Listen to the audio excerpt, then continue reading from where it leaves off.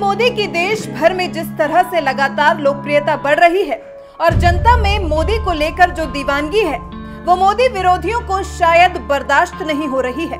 जिस तरह से शनिवार को एक मोदी समर्थक की पीट कर हत्या कर दी गई, वो बता रहा है कि हिंसा की राजनीति पश्चिम बंगाल और केरल के बाद अब तमिलनाडु में भी पहुंच गई है। जिस तरह से पश्चिम बंगाल और केरल में बीजेपी कार्यकर्ताओं की हत्या होती रही है, कुछ उसी तरह 13 अप्रैल को एक बुजुर्ग मोदी समर्थक को इतना पीटा गया कि उसकी मौत हो गई। 75 साल के बुजुर्ग मोदी समर्थक गोविंदराजन की हत्या का आरोप कांग्रेस और डीएमके के समर्थकों पर लगा है। मामले की जांच कर रही पुलिस ने बताया कि ओर्थनाडु में चुनाव प्रचार करने के दौरान गोविंदराजन बीजेपी एआईएडीएमके गठबंधन के लिए वोट मांग रहे थे। इसी दौरान उनकी गोपीनाथ नामक शख्स से बहस हो गई। दोनों के बीच बहस इस कदर बढ़ गई कि गोपीनाथ ने गोविंदराजन पर हमला कर दिया और उनके साथ मारपीट करने लगा। गोपीनाथ ने गोविंदराजन को इतना पीटा कि वो बेहोश होकर गिर पड़े और बाद में रात को करीब 9 बजे उनकी मौत हो गई। बताया जा रहा है कि आरोपी शख्स गोपीनाथ डीएमके कांग्रेस गठबंधन का समर्थक है। गोविंदराजन की हत्या से रेल मंत्री पीयूष गोयल भी बेहद दुखी हैं, जो बीजेपी एआईएडीएमके गठबंधन के सूत्रधार हैं।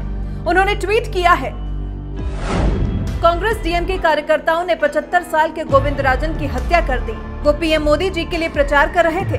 तमिलनाडु, केरल, बंगाल या ओडिशा में हमारे कार्यकर्ताओं का बलिदान व्यर्थ नहीं जाएगा। हम अपनी अंतिम सांस तक भारत की सेवा करेंगे।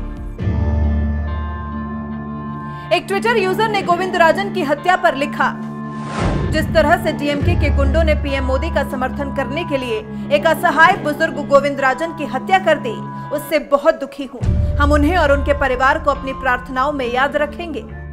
एक और ट्विटर यूजर ने लिखा, 75 साल के बुजुर्ग गोविंदराजन को मोदी की तारीफ करने की वजह से डीएमके समर्थक ने मार डाला। इनटॉलरेंस ब्रिगेड अब कहां है? क्या अब लोकतंत्र खतरे में नहीं है? एक और ट्विटर यूजर ने लिखा कि 75 साल के बुजुर्ग मोदी फैन को डीएमके कांग्रेस समर्थकों ने मार दिया, लेकिन लिबरल लोगों में कोई नाराजगी नहीं है। सेक्युलर लोगों ने कोई कैंडल मार्च नहीं निकाला। प्रेस्टिट्यूट्स ने कोई डिबेट नहीं की।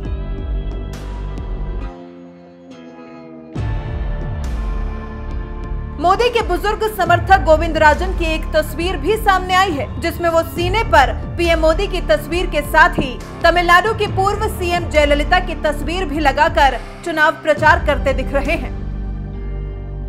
मोदी के लिए वोट मांगने निकले गोविंदराजन चाहते थे कि तमिलनाडु में बीजेपी एआईएडीएमके का गठबंधन बने और मोदी एक बार फिर पीएम बने, लेकिन यहाँ चुनाव होने से पहले ही वो चले गए। आपको बता दें, तमिलनाडु की 39 लोकसभा सीटों के लिए 18 अप्रैल को मतदान होना है। यहाँ असली टक्कर कांग्रेस डीएमके गठबंधन और बीजेपी एआईएडीएमके गठबंधन के बीच है।